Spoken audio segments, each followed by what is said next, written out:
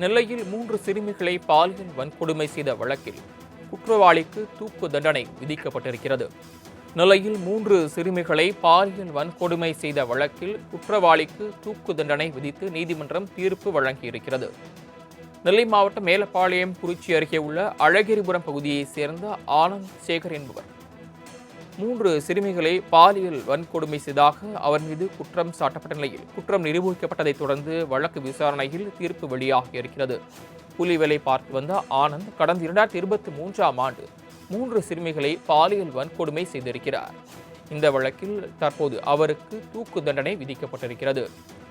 சம்பவம் தொடர்பாக பெற்றோர் அளித்த புகாரின் அடிப்படையில் போலீசார் வழக்கு பதிவு செய்து ஆனந்த் சேகரை கைது செய்து விசாரணை மேற்கொண்டதில் இந்த விசாரணை தொடர்பான வழக்கு நீதிமன்றத்தில் நடைபெற்று வந்த நிலையில் குற்றவாளி அவர் என்பது நிரூபிக்கப்பட்டதை தொடர்ந்து குற்றவாளி ஆனந்திற்கு தூக்கு தண்டனை விதித்து நீதிமன்றம் அதிரடி தீர்ப்பை வழங்கியிருக்கிறது. நெல்லையில் 3 சிறுமிகளை பாலியல் வன்கொடுமை செய்த வழக்கில் குற்றவாளி ஆனந்துக்கு தூக்கு தண்டனை விதிக்கப்பட்டிருக்கிறது.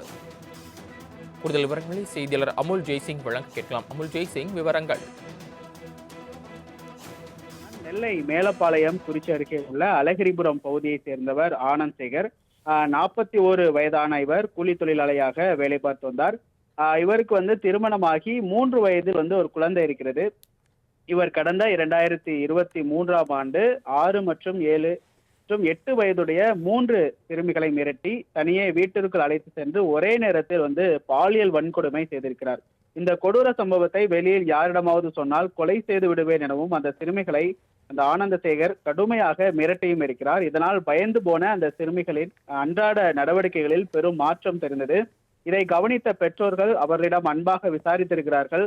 அப்போது தங்களுக்கு நேர்ந்த அந்த கொடூர சம்பவத்தை சிறுமிகள் கண்ணீருடன் தெரிவித்திருக்கிறார்கள். இதை கேட்டு அதிர்ச்சியடைந்த பெற்றோர்கள் உடனடியாக பாளையங்கோட்டை அனைத்து மகளிர் காவல் நிலையத்தில் புகார் அளித்திருக்கிறார்கள்.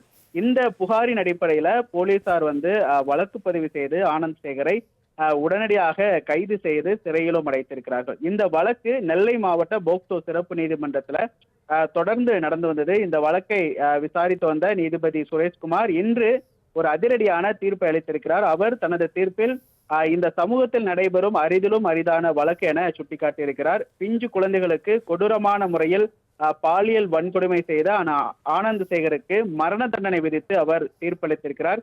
மேலும் பாதிக்கப்பட்ட 3 சிறுமிகளுக்கும் அரசு சார்பில் தலா 7 லட்சம் ரூபாயும் இழப்பீடாக வழங்க வேண்டும் என்றும் தனது தீர்ப்பில் அவர் தெரிவித்திருக்கிறார். தாங்கள் வழங்கிய விரிவான தகவல்களுக்கு நன்றி அமுல் ஜெய்சிங்.